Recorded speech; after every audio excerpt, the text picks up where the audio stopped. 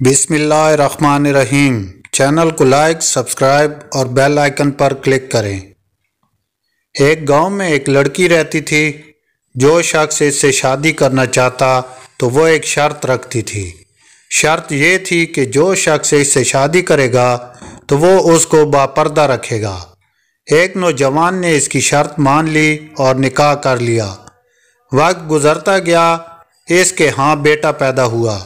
شوہر کھیتوں میں کام کرتا تھا۔ ایک روز شوہر بیوی سے بولا، کھیتوں میں کام کی وجہ سے گھر کھانا کھانے کے لیے آنا مشکل ہے، میرا ٹائم ضائع ہوتا ہے، تم میرے لیے کھانا کھیتوں میں لے آیا کرو۔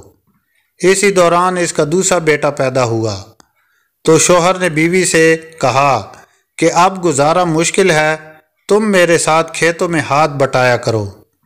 یوں وہ عورت نیم بے پردگی میں بدل جاتی ہے۔ جب اس کا تیسرا بیٹا پیدا ہوتا ہے تو وہ شوہر کی وجہ سے مکمل بے پردہ ہو جاتی ہے۔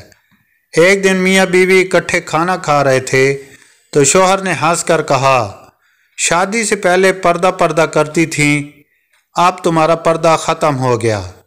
زندگی تو گزر رہی ہے، چاہے پردہ ہو یا بے پردہ، کوئی فرق نہیں۔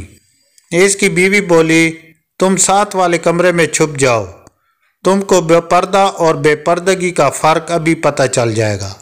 شوہر چھپ گیا اور بیوی نے بال بکھیر کر رونا پیٹنا شروع کر دیا۔ سب سے پہلے بڑا بیٹا آتا ہے اور ماں سے رونے کی وجہ پوچھتا ہے۔ ماں بیٹے سے کہتی ہے، تیرے باپ نے مارا ہے۔ بیٹا ماں کو کہتا ہے کہ ابا آپ سے پیار بھی بہت کرتے ہیں، اگر مارا ہے تو کوئی بات نہیں۔ وہ ماں کو سمجھا کر چلا جاتا ہے۔ پھر منجھلا بیٹا آتا ہے۔ ماں منجھلے بیٹے سے کہتی ہے کہ تمہارے باپ نے مارا ہے۔ منجھلا بیٹا باپ کو برا بھلا کہتے ہوئے ماں کو سمجھاتا ہے اور چپ کرا دیتا ہے۔ عورت اپنے سب سے چھوٹے بیٹے سے بھی یہی کہتی ہے۔ چھوٹا بچہ غصے میں لال پیلا ہو جاتا ہے، باپ کو زور زور سے گالیاں دینے لگتا ہے، باپ سے لڑائی کے لیے ڈنڈا اٹھاتا ہے۔ بیوی اپنے شوہر کو بلاتی ہے اور کہتی ہے، پہلا بیٹا تب پیدا ہوا جب میں باپردہ تھی تو اس نے بھی تیرا پردہ رکھا۔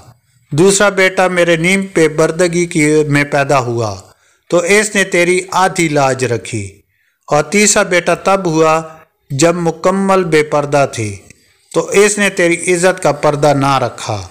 لہٰذا عورت کا پردہ اس کی حیا ہے، جس کا اثر اولاد پر ہوتا ہے۔